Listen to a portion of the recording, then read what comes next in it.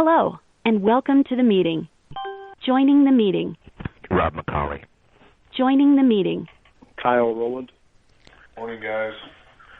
Good morning. All right, I'm going to go get paint on. All right, Wash. Yes, Matt.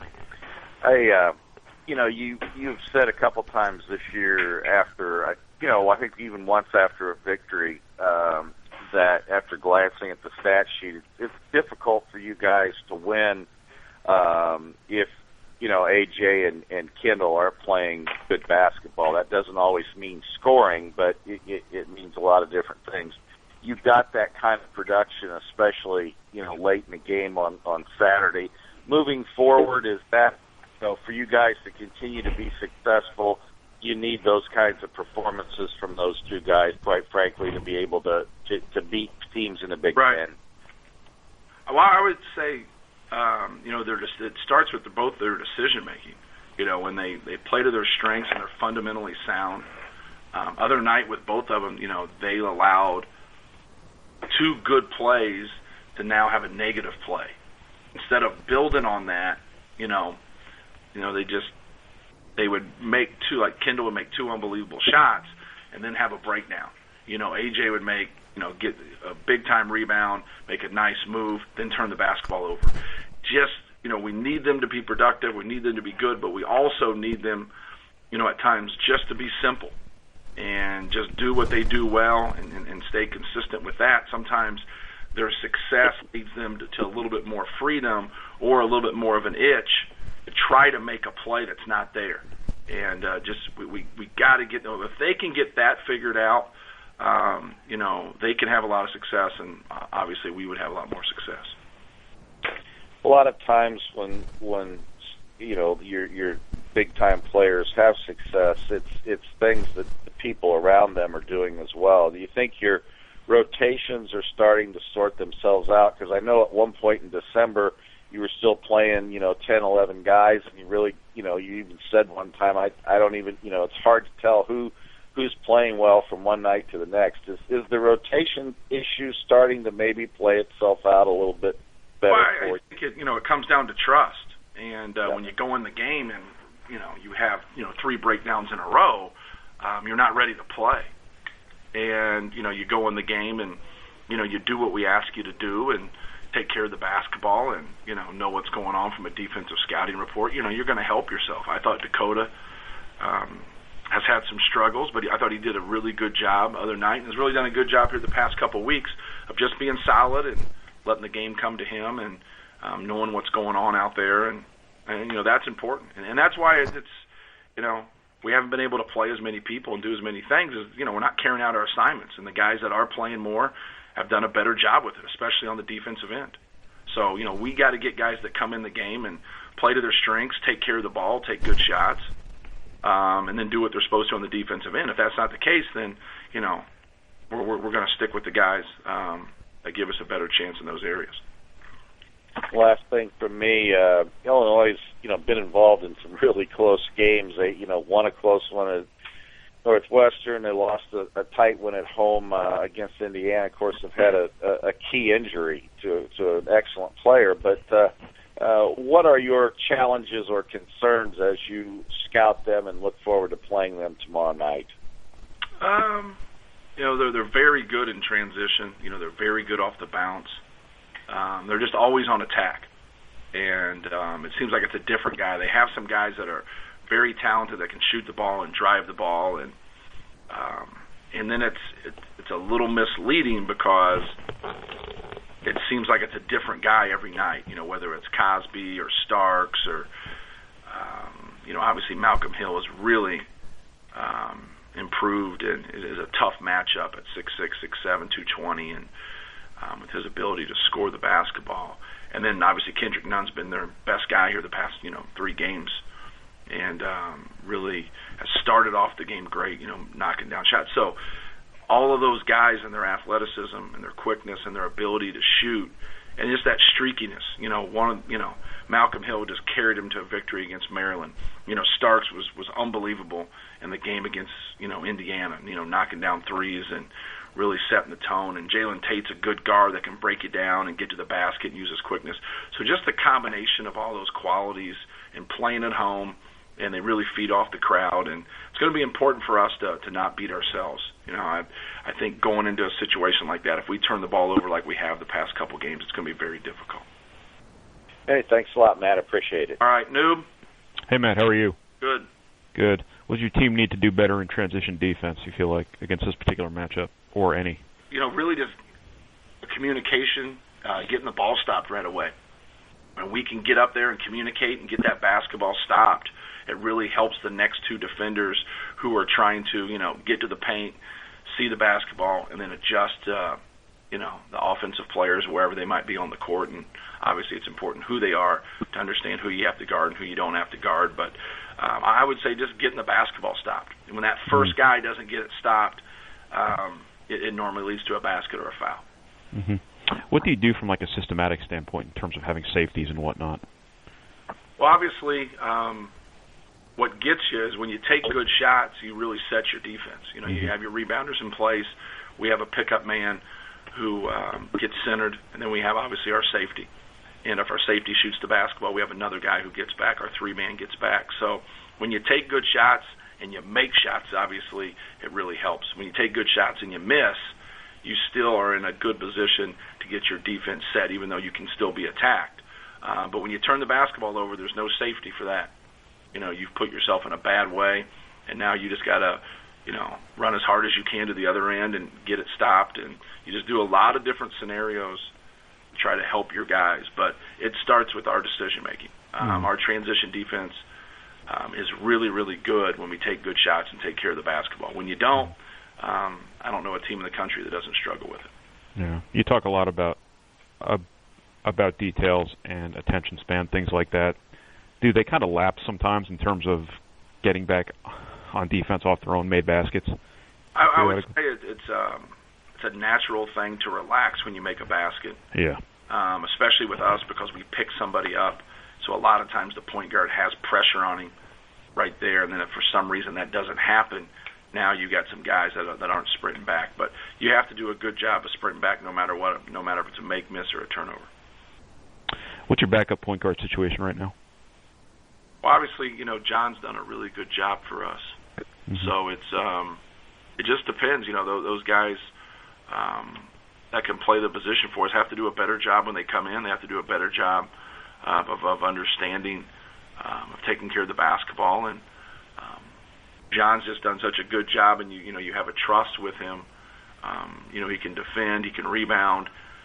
He's done a pretty good job taking care of it. He's had one game in there where he didn't do a good job taking care of the basketball, but for the most part, he's done a pretty good job with it. So, I'm good. Thanks, Matt. All right, Pete. Yeah, Matt, the ability to win as you did, coming from behind, dramatic shot there at the end. I know you have to play the games to prove it, but what can that do for your confidence? And did you see the guys in practice? Maybe, I don't know if it had confidence, a little boost. What impact did that have? Well, anytime you get in those positions, if you've had some success of coming back and winning the game, I think it helps once you get back into that situation. It's like playing close games and winning it, and then you say, how did we win the game? Sometimes it doesn't matter as long as they feel good about, hey, we've been here, we've done that. Now you get back into that close game. You have to concentrate at those times. You have to be in the moment. You have to concentrate offensively and defensively and do your job. And sometimes plays, there's breakdowns. Like, A.J. Hammonds isn't going to get credit because Kendall makes the shot. But if A.J. Hammonds doesn't spin and really be active on that free throw, we don't get the basketball. He's active. He tips it. He keeps it alive. And then Kendall makes a big-time play. But those are the type of things you have to do in those situations. Keep playing. Keep doing your job. And those are, situations that you wish you weren't in, but you've been in them before, and now you had some success. Don't ever give up. Just kind of keep plugging, keep fighting, keep doing your job. And I think that's what it gives you, Pete, is just that confidence once you get back into it. I don't think it gives you confidence in terms of the whole, in terms of playing. I just think it's situational. And then your 3-point defense. Well, what's the key? You mentioned guys like Starks got incredibly hot there against Indiana. Well, what are the keys for you guys to do well defensively against the three? Well, I think to start with is keeping them out of transition. I think after that it's containing the dribble. A lot of their threes will come in transition, then breaking you down off the dribble, and then just ball screen defense and being able to do the little things in ball screen defense and getting them out of rhythm. They're going to make some threes. You just don't want them to beat you from the arc. And when they get going, they obviously can do so. And then the last thing for me, Illinois has been exceptional from the free throw line.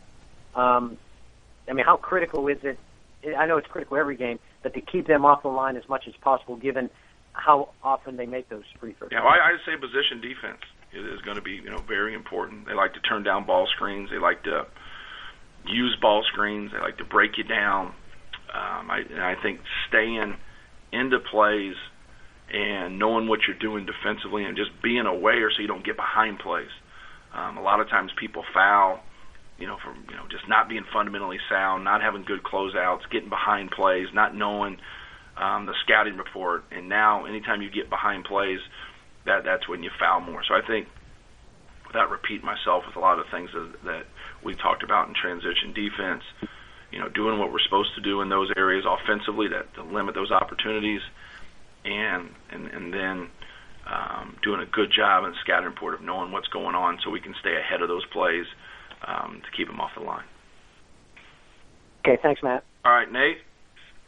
Yeah, thanks, Matt. From what you've seen on the scout or the video with Kendrick Nunn, is there something he's been doing differently over these last few games? Do you think this is just a situation of a guy taking advantage of this opportunity with Rice out of the lineup and someone needing to step up for them? Yeah, I think it's both. I think Malcolm Hill stepped up in some games. I think he stepped up. Cosby had a great game against Northwestern. Starks had a great game against Indiana. They're all capable of scoring 20 points, and that's dangerous. I know Starks comes off the bench for him, but Jalen Tate's a good athletic guard, and anytime you have four guys, that I just mentioned that have had 20 points or more in games. Obviously, Starks has had a great career at Oregon State, and we played him when he was there. So, I think that is something that is is really important, not just for Kendrick Nunn, but they got all the the rest of those guys. They can do the same thing, but he's just got into rhythm, to start the game, and he hasn't been a high volume 3-point shooter, really up until the past couple weeks when Ravante got injured, and he's got into a really good rhythm, and you got to try to limit his looks at the basket and keep him in front of you, and but not just let him catch and shoot right on top of you. Just even if he's open or a guy's there, it seems like when he gets in those rhythms, it doesn't really bother him. He knocks those shots down.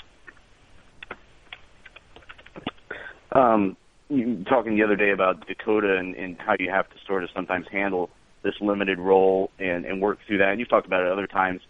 Is there anything from your own playing experience that was similar that you tried to relate to these kids, or these players, how to handle that situation? Specific examples from your own career? Yeah, we all want to play a role in college like we played in high school. You do. You want to shoot the ball when you want to shoot the ball. You want to attack when you want to attack. And I always try to say, how do you think the guy on your high school team felt that was the seventh man on your team? Have you ever thought about that?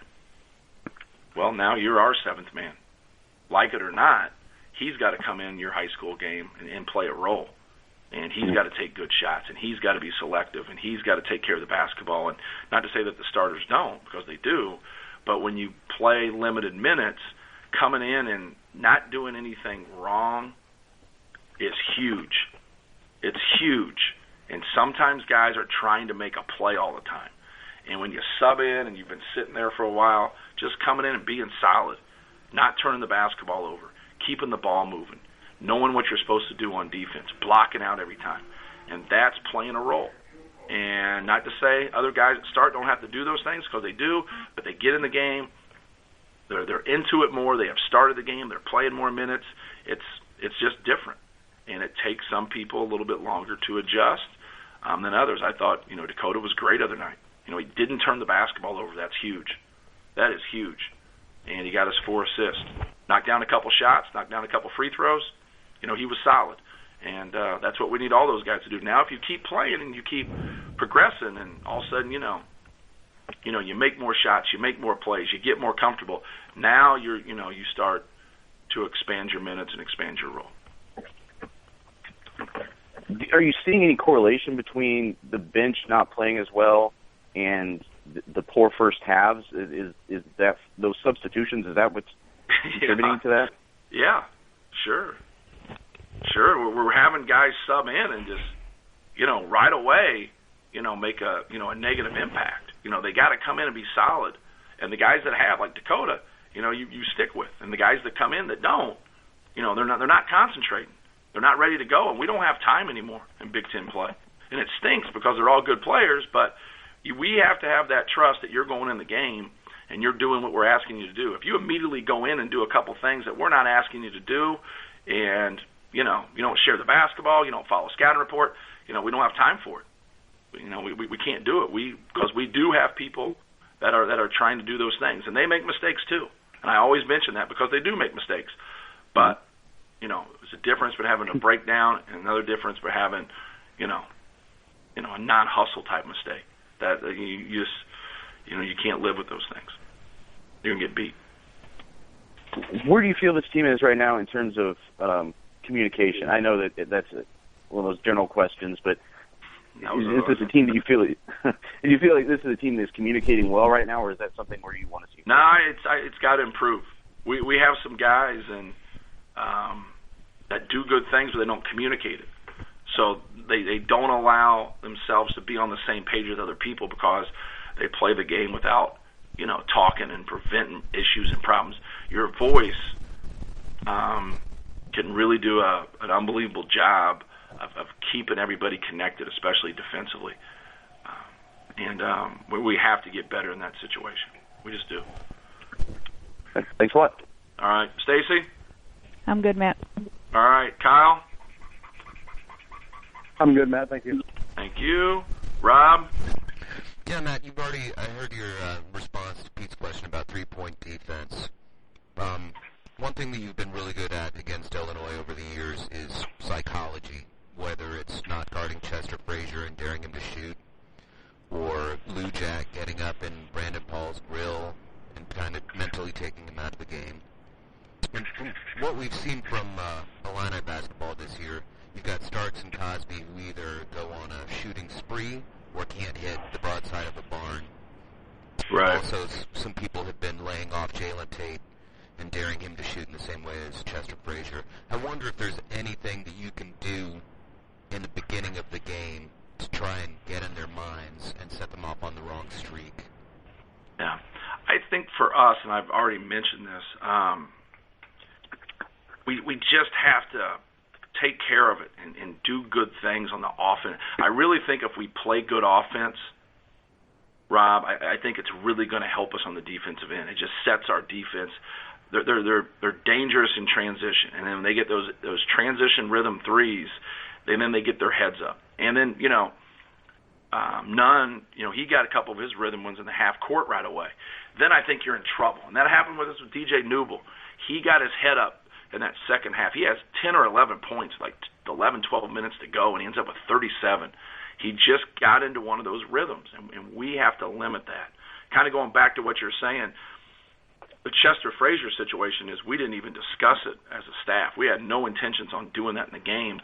Our bigs got in foul trouble, and I didn't think we could guard Sean Pruitt. But I thought if we went small with that, I didn't think they could guard us. And so I just said, well, let's go small. They're going to struggle to guard us at the other end and then not guard somebody. And then he had the lowest three-point field goal percentage.